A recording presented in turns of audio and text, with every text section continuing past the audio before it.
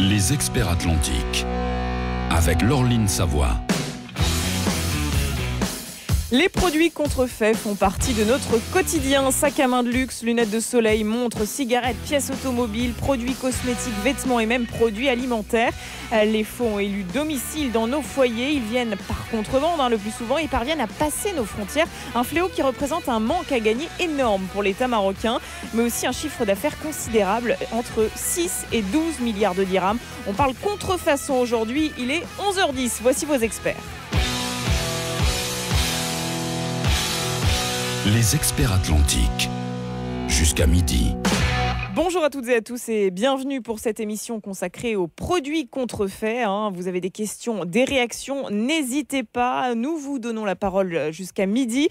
Vous connaissez désormais tous les moyens pour nous contacter via Facebook, via le téléphone 05 22 95 36 70 ou 80 ou par SMS au 50 52 6 dirhams TTC. On vous attend.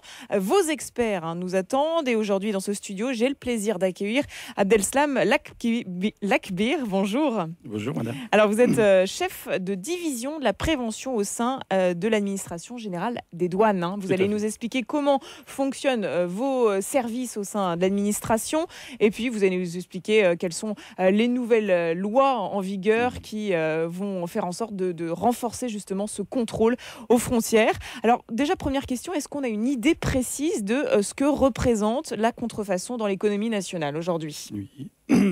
Rebonjour. Tout d'abord, je voudrais souhaiter un Ramadan Karim à tous les auditeurs de Radio Atlantique. Merci. Et si vous permettez, tout d'abord de vous remercier pour l'intérêt que vous apportez à la question de la contrefaçon et d'avoir invité l'administration des douanes à cette émission. Ensuite, si vous permettez, je vais faire un rappel du rôle de la douane en matière de lutte contre la contrefaçon.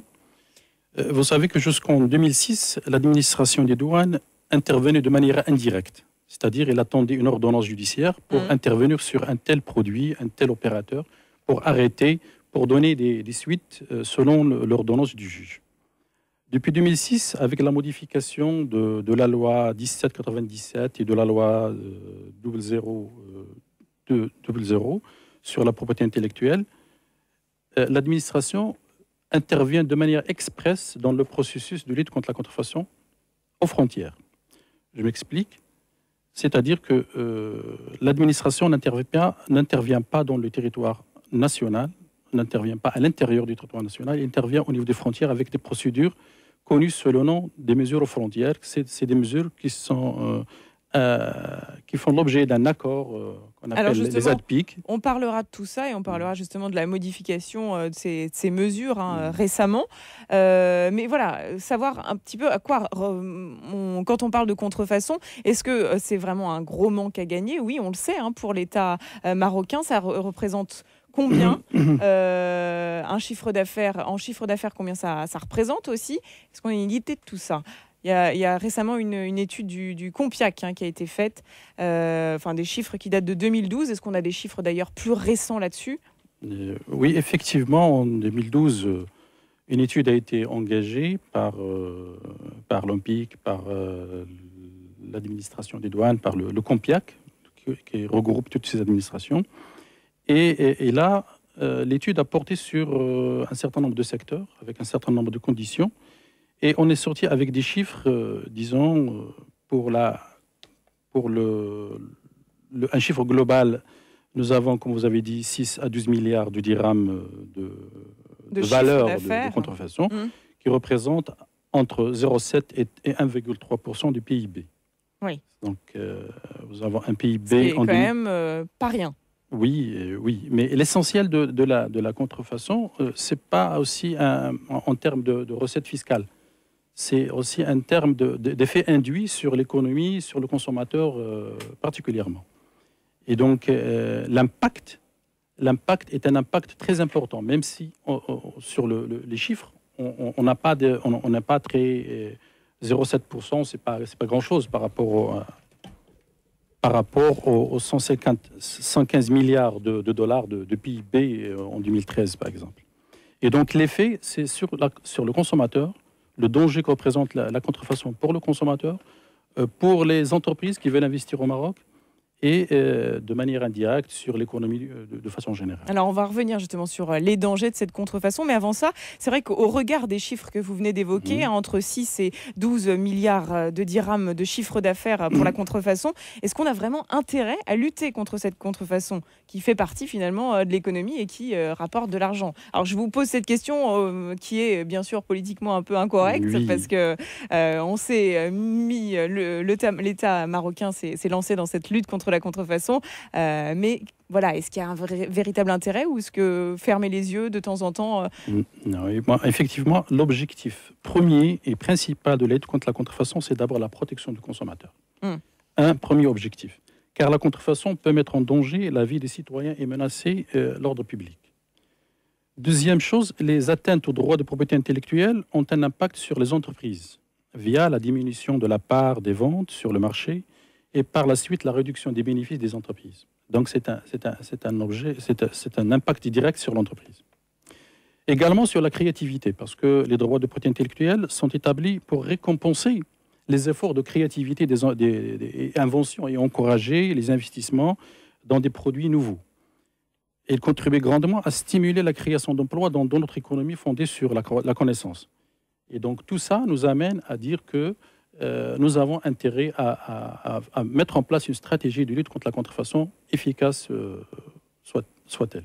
Alors, vous commenciez à évoquer tout à l'heure les procédures de mesures aux frontières en disant que ces procédures avaient évolué ces derniers temps et avaient permis de renforcer ce contrôle. Alors, qu'est-ce qui change? Jusqu'à maintenant, expliquez-nous comment ça fonctionnait. En fait, un produit arrivait, on le soupçonnait d'être contrefait, on appelait la marque qui venait vérifier et qui laissait passer ou pas le produit. Aujourd'hui, comment ça se passe? Je vais faire un rappel tout d'abord des mesures aux frontières jusqu'à décembre 2013. Et ce sont des mesures qui continuent toujours à être exécutées. La nouveauté, c'est en 2014, c'est d'ériger la contrefaçon en un délit douanier. Parce qu'avant 2014, l'administration intervenait de manière indirecte dans la lutte contre la contrefaçon. C'est-à-dire, lorsqu'on est devant un produit contrefait, soupçonné contrefait, on arrête, on donne pas l'autorisation d'enlever la marchandise. On informe le titulaire de la marque pour qu'il vienne voir s'il s'agit d'une contrefaçon ou non. Et notre rôle s'arrête là. Donc on ne donne pas la main levée, ce qu'on appelle dans le jargon douanier, on ne donne pas l'autorisation d'enlever la marchandise. Vous ne saisissez pas tout de suite? On ne saisit pas, on attend la décision de justice. Ou bien, s'il y a un arrangement entre les titulaires de la marque et l'importateur ou l'exportateur, là, on exécute de ce qui a été convenu entre eux. Et si rien n'est fait, au-delà de 10 jours, parce que c'est le délai. Oui, le délai de 10 jours. Au-delà du délai de 10 jours, on est obligé de libérer la marchandise. Obligé, donc c'est-à-dire qu'elle se retrouve dans le marché intérieur. Oui, c'est une question de responsabilité. L'administration ne peut pas prendre la responsabilité parce que là, c'est des enjeux économiques entre l'importateur et les titulaires de la marque. Janvier 2014, nous sommes venus pour renforcer le dispositif législatif pour donner plus de prérogatives à l'administration des douanes et pour ce rôle de protection du consommateur et de promotion d'investissement. Le législateur a donné un pouvoir en plus à la douane de telle sorte qu'il puisse agir sur les produits contrefaits sans qu'il y ait action de la part du titulaire de la marque. Dès lors que nous avons une marque enregistrée pour laquelle, pour le moment, nous avons une demande de suspension, nous intervenons directement, nous saisissons la marchandise. C'est comme de la contrebande. On saisit et on intervient et c'est nous qui portons devant la justice l'affaire et c'est nous qui... Donc il y a derrière une procédure douane qui est déclenchée. Alors, il y a des produits qui sont très très bien imités. Comment est-ce que vous, en tant qu'administration des douanes, qui n'avez pas finalement l'expertise d'une marque, arrivez à savoir si ce produit est contrefait ou pas? Écoutez, tout d'abord, l'affaire de la lutte contre la contrefaçon, c'est pas uniquement la douane, c'est aussi les titulaires de marque. C'est surtout les titulaires de marque, parce que ce sont eux les experts, ce sont eux qui connaissent leurs produits. Et donc, chaque fois qu'il y a une suspension d'un produit, on fait appel aux titulaires de la marque, à des experts qui sont des experts qui viennent voir s'il s'agit de produits contrefaits ou pas. Mais avant ça, nous avons dans notre système d'information des indications et des alertes sur des produits contrefaits que nous recevons de la part des titulaires de marque. Je m'explique. Le demandeur de la suspension nous indique, nous donne des informations sur le produit contrefait. Donc, il nous parle sur des origines douteuses, sur un type d'emballage particulier, sur des provenances douteuses. Donc, il nous donne un certain nombre d'informations, des photos, etc., pour reconnaître le faux du vrai. Et puis, on fait appel aussi à des formations de la part de spécialistes, parce que les titulaires de marque sont les mieux placés pour informer le douanier, pour former le douanier sur le vrai du faux. Et là, je vous dis que c'est pas évident. Chaque fois qu'on est devant un produit, on est incapable de dire que c'est un produit de contrefaçon ou un produit authentique.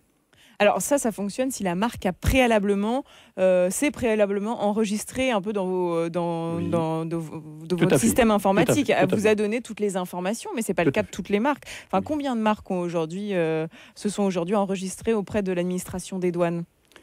Est-ce qu'il y a des marques marocaines parmi celles-là ? Tout à fait, oui, tout à fait. Depuis 2006 jusqu'à nos jours, nous avons enregistré plus de 3000 demandes de suspension. En 2014, les 6 premiers mois de 2014, nous avons enregistré 440 demandes de suspension. Si vous voyez les chiffres depuis 2006 jusqu'à 2014, nous avons une constante évolution de ces demandes. Donc, demande de suspension, qu'on précise bien, c'est quand l'administration des douanes constate peut-être une contrefaçon, appelle la marque, mais on ne sait pas encore si la marque va laisser passer ou pas. C'est ça, une demande de suspension, c'est ça. C'est les titulaires de marque qui viennent chez nous déposer des demandes, nous dire attention, moi j'ai des doutes sur un arrivage de produits contrefaits. Donc, mon produit subit de la contrefaçon à l'importation. Donc, je demande à ce que vous actionnez les mesures aux frontières dans tous les bureaux douaniers. Et là, il y a un dossier à produire avec une demande, avec un engagement, avec un certain nombre d'informations sur la marque et avec justement des indications sur la reconnaissance du produit contrefait. Et à partir de là, nous, on instruit le dossier, on le met dans le système de production, dans le système de contrôle. Et lorsque la marchandise arrive dans un bureau douanier, on est informé instantanément par le système qu'il y a une demande de suspension sur ce produit-là. Et là, on déclenche les mesures que je vous ai expliquées tout à l'heure. Délai de 10 jours, information des titulaires de la marque, de l'importateur, enclenchement des procédures judiciaires, etc. Donc, je disais que pour les seuls 6 mois de l'année 2014, nous avons enregistré 440 demandes. Ça prouve que les titulaires de marque ont senti que les mesures aux frontières sont efficaces et qu'ils viennent donc demander la protection de la douane. Donc finalement, ça a porté ses fruits, ces nouvelles mesures du début de l'année. Il est 11h22, vous écoutez vos experts, un spécial produits contrefaits aujourd'hui. N'hésitez pas à intervenir, posez vos questions au 05 22 95 36 70 ou 80 ou par SMS au 50 52 6 dirhams TTC. N'hésitez pas aussi à nous contacter via Facebook. Alors tout à l'heure, vous nous évoquiez hors antenne un cas très particulier de produits d'une marque très connue de maroquinerie, je ne vais pas la citer. Vous avez fait une saisie énorme et vous avez été félicité même par la marque. Oui, tout à fait, tout à fait. Donc je disais que tout à l'heure sur les demandes enregistrées, nous avons 30% de demandes nationales. Donc nous avons des marques internationales et des marques nationales. Pour le cas que nous évoquions tout à l'heure, c'est des matières premières pour la fabrication de produits finis. Donc c'est un arrivage qui est venu de Chine et qui porte sur un total de plus de 13 tonnes de tissu enduit. C'était pour des sacs à main. Oui, sur lequel est marquée une marque très connue, une marque notoire. 13 tonnes. 13 tonnes c'est énorme. 13 tonnes, 350 kilos exactement. Mais à quoi pensent les importateurs et exportateurs de ces produits? Que ça va passer comme une lettre à la poste au niveau des frontières? Oui, parce que vous savez qu'on ne peut pas tout contrôler au niveau des bureaux douaniers. Nous avons beaucoup de trafic, et donc il se peut que des gens passent d'une manière ou d'une autre. Mais 13 tonnes quand même. 13 tonnes, c'est pas évident. Donc c'est 443 rouleaux de tissu. Donc c'est une marque très connue et c'est des matières premières qui devaient servir normalement à la fabrication de sacs, comme je l'ai dit tout à l'heure. Quelles sont les amendes, les peines d'emprisonnement aujourd'hui si on est surpris en délit de contrefaçon? C'est puni sévèrement? Est-ce que c'est plus puni depuis début 2014 qu'avant? Oui, je parle de la douane. Donc au niveau de l'infraction douanière, parce que depuis 2014, c'est une infraction douanière. Et là, la loi, le Code des douanes prévoit une sanction sévère d'une amende de 3 fois les droits de douane, les droits et taxes, calculés sur la base de la valeur de ces produits. 3 fois, oui. Plus la confiscation des marchandises ayant servi pour masquer ces produits de contrefaçon, en plus de la confiscation du moyen de transport s'il y a un moyen de transport. Donc, oui. Et la destruction de ces produits-là. La destruction. Oui. La destruction, il ne peut pas y avoir une autre issue à ces produits, sauf la destruction. Alors, quels sont les types de produits qui ont été interceptés cette dernière année? On va parler de 2013, parce que 2014 est en cours. D'où viennent-ils et quels sont ces types de produits? On sait qu'on parle souvent des produits cosmétiques, on parle souvent des lunettes, des produits, même des pièces automobiles. Hein, nous avons de tous les types de produits, de toutes les marques, etc. Pour 2013, nous avons enregistré plus de 3 millions d'articles. Nous avons recensé au niveau du bureau des frontières 3 millions. Plus de 3 millions d'articles contrefaits. Pour une valeur à peu près de 92 millions de dirhams. 92 millions de dirhams. Ce sont généralement les articles que vous avez cités, donc c'est les chaussures et le produit de cuir, pour 26%. 26% de ces 3 millions, ce sont des chaussures et des produits de cuir, qui représentent à peu près 23 millions de dirhams. Les lunettes, les montres et les montures avec 23%, pour une valeur de 20 millions de dirhams. Nous avons tout ce qui est électronique, ordinateur, appareils, accessoires, etc., pour 12%, pour une valeur de 11 millions de dirhams. Le cosmétique est également représenté, tout ce qui est parfumerie, etc., pour 10%, pour une valeur de 9 millions de dirhams. Nous avons les boissons et les produits alimentaires pour 9%, pour une valeur de 8 millions. Textile, la même chose, 8%, une valeur de 8 millions. Les pièces détachées, les pièces de rechange, avec 7%, pour une valeur de 5 millions de dirhams. Et nous avons du divers, un peu de tous les produits, pour 5%, totalisant une valeur de 8 millions de dirhams. Alors, il y a une espèce d'une peur qui tourne. On parle souvent de médicaments contrefaits. Est-ce que c'est une réalité? On sait que c'est quand même un secteur qui est très structuré. On voit difficilement de la place pour l'informel, pour ce secteur. Est-ce qu'il y en a? Heureusement, pour ce produit, il n'y a pas de contrefaçon enregistrée chez nous. Parce que vous savez que le commerce, plutôt l'importation des médicaments, est très régulé au Maroc. Oui. Parce que nous avons... d'abord, il faut une autorisation du ministère de la Santé pour importer. Et il faut aussi une autorisation de mise sur le marché. Donc le marché est très cadré et très surveillé. Donc il ne peut pas y avoir des importations déclarées comme ça, comme des produits médicaments, s'il n'a pas l'autorisation, d'importer, s'il n'est pas agréé pour importer, s'il n'a pas l'autorisation de mise sur le marché. Donc là, le problème ne se pose pas. C'est vrai, il y a des produits de contrefaçon, je dirais de contrebande de médicaments qui arrivent de par les frontières que nous avons. Quand même, oui. Mais sur le plan d'opération commerciale, nous n'avons pas enregistré jusqu'à maintenant d'importation, disons, légale de produits contrefaits, de médicaments contrefaits. Posez vos questions 0522 95 36 80 ou par SMS 50 52 6 dirhams TTC. Les experts atlantiques. Laureline Savoie.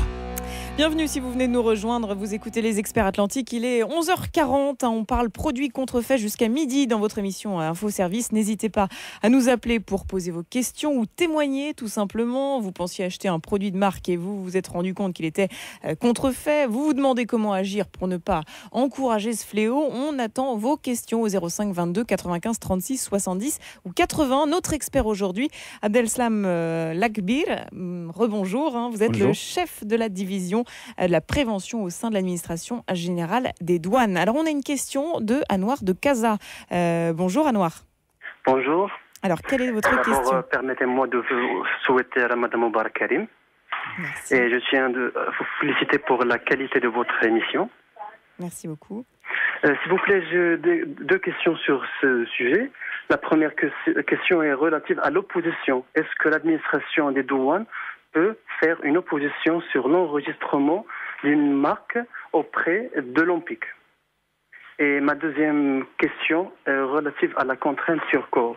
Est-ce que la personne qui pratique la contrefaçon peut écoper la contrainte sur corps? Et dans le cas d'une réponse affirmative, quelles sont les conditions? Alors, et merci d'avance. Merci. Alors, Adessam Lakbir, on attend votre réponse. Oui. Première question concernant l'opposition de l'administration des douanes auprès de l'OMPIC. Là, l'administration n'est pas habilitée à faire ce genre d'opposition parce que ça revient au titulaire de droit de le faire ou de la personne lésée de faire cette opposition. Donc l'administration n'est pas concernée par l'opposition. Deuxième question concerne les contraintes par corps. Je pense qu'il y a des contraintes par corps. Donc la loi sur la propriété intellectuelle ou la loi sur la protection industrielle prévoit des peines, des contraintes par corps. C'est dans la loi, mais je n'ai pas le détail. Donc voilà. D'accord. Alors juste avant la pause, Anouar, est-ce que vous avez eu réponse à vos questions? Anouar nous a quittés. Merci d'avoir appelé. Juste avant la pause, on évoquait les dangers de la contrefaçon ensemble, notamment les pièces de rechange automobile. Quel est le recours? Est-ce qu'il y a un recours pour le consommateur qui se trouverait accidenté parce que justement il a acheté une pièce de contrefaçon sans le savoir? Est-ce qu'il y a un recours? Oui, ça doit exister un recours, mais au niveau de l'administration des douanes, que je vous ai dit déjà que le produit de contrefaçon concernant les pièces détachées, les pièces de rechange de manière générale, représente 7% de ce que nous avons saisi en 2013. Donc là, ça veut dire qu'il y a des pièces de contrefaçon qui passent, les frontières et donc les chiffres sont là. Le recours, c'est toujours possible. Nous avons la justice. Donc le consommateur peut aller directement à la justice et déclencher une procédure de mesure, de contrefaçon sur le produit, chez qui il a acheté, la marque, etc. Et également, nous avons la possibilité aussi de faire appel à des associations de protection de consommateurs qui concernent tous les produits, y compris la contrefaçon.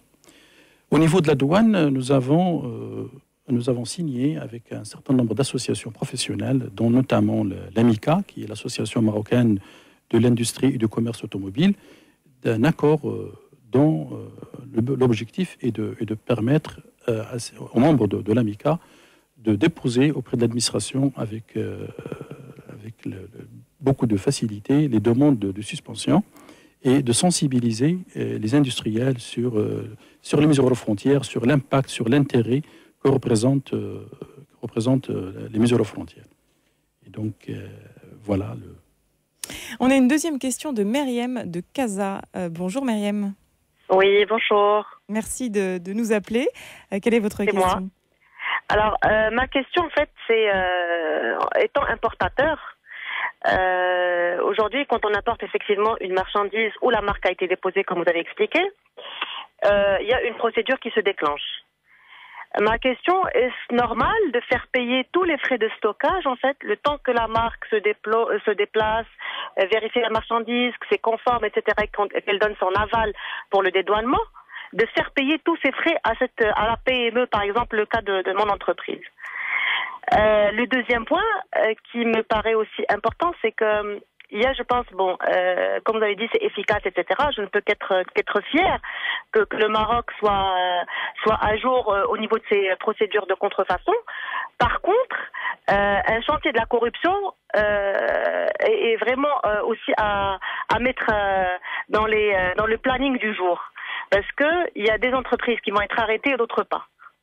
Il y a des frais de rétention de produits. Voilà, ouais, exactement. Les frais de stockage, le temps que la procédure, en fait, soit finie, en fait. Et ça peut aller d'une semaine à 15 jours. Et malheureusement, moi, sur un import, elle est restée pendant 3-4 semaines, le temps d'informer la marque, que l'agent se déplace, qu'il vérifie que la marchandise était correcte et qu'on me donne le loquet pour dédouaner.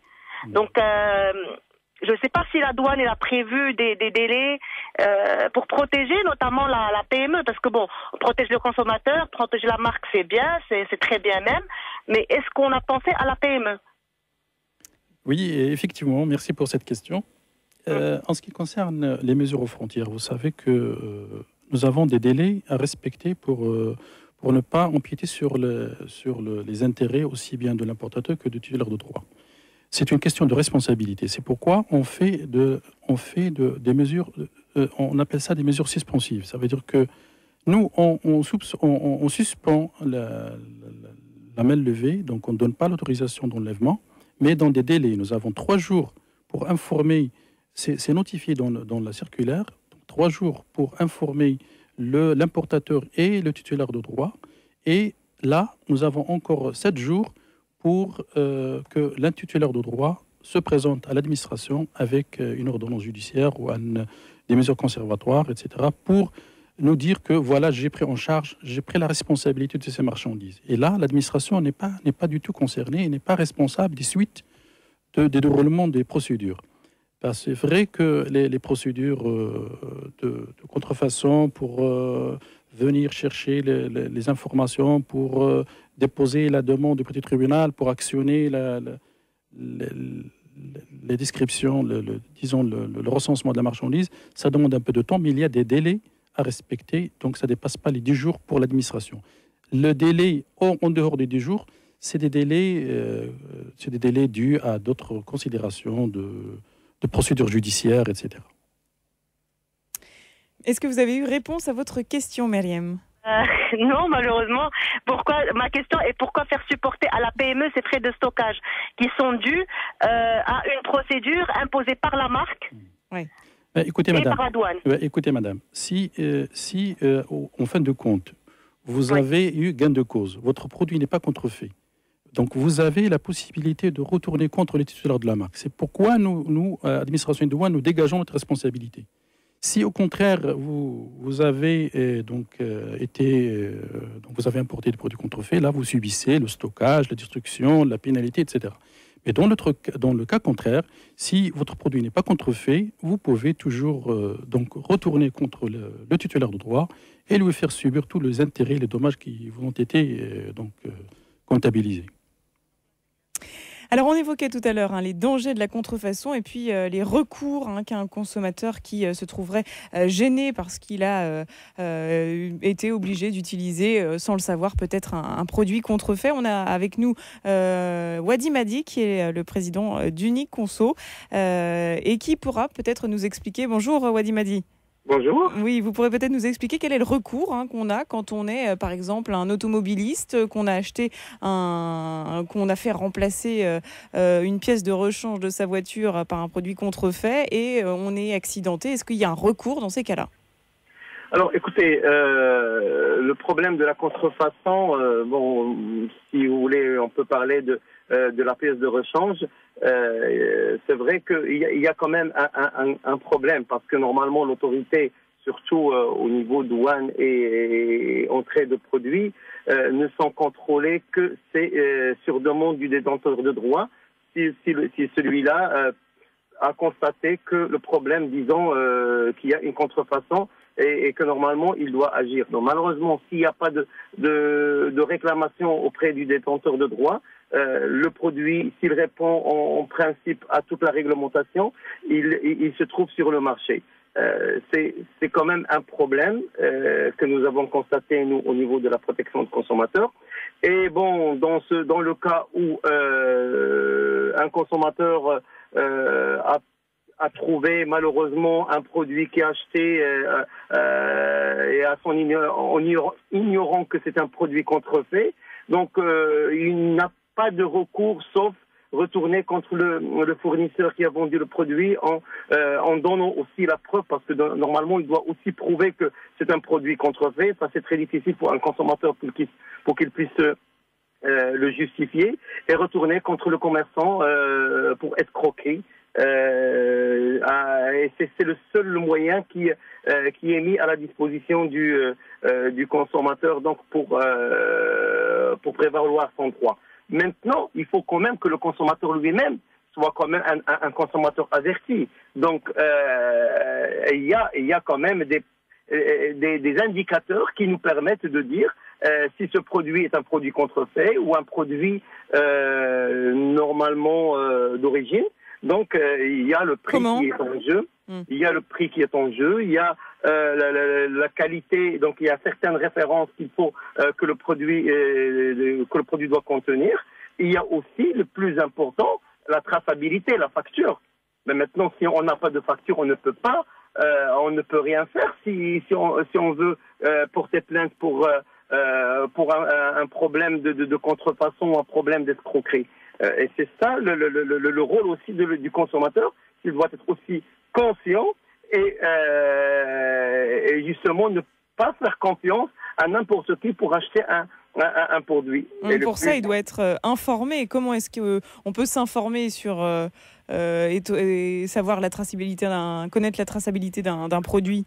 Alors, comme je venais de dire, la seule preuve qui peut être mise en jeu, c'est le document officiel d'achat. Donc, c'est la facture ou c'est une quittance ou n'importe quel document que normalement, ce document-là doit avoir toutes les informations nécessaires sur le produit. Bon, si on prend, par exemple, je ne sais pas, un produit, je dirais n'importe quoi dans une voiture, disons une batterie, par exemple. Bon, quoique la batterie n'est pas un produit d'origine, mais bon, prenons par exemple un essuie-glace.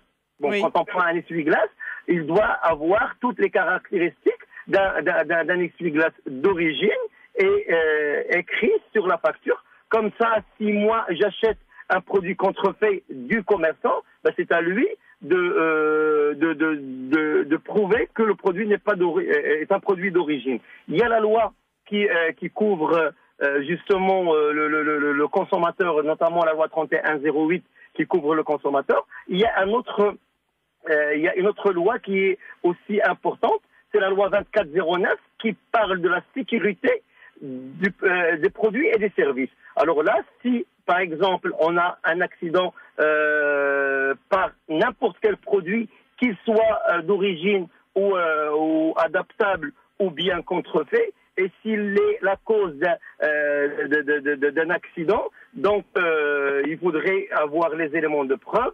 et revenir contre le fournisseur qui a vendu le produit. Et normalement, c'est en remontant l'information, bien entendu, si on a une facture, en remontant l'information, on trouvera effectivement est-ce que le produit est un produit qui est rentré légalement, qui n'est pas un produit contrefait, que normalement il répond à toutes les normes de sécurité requises.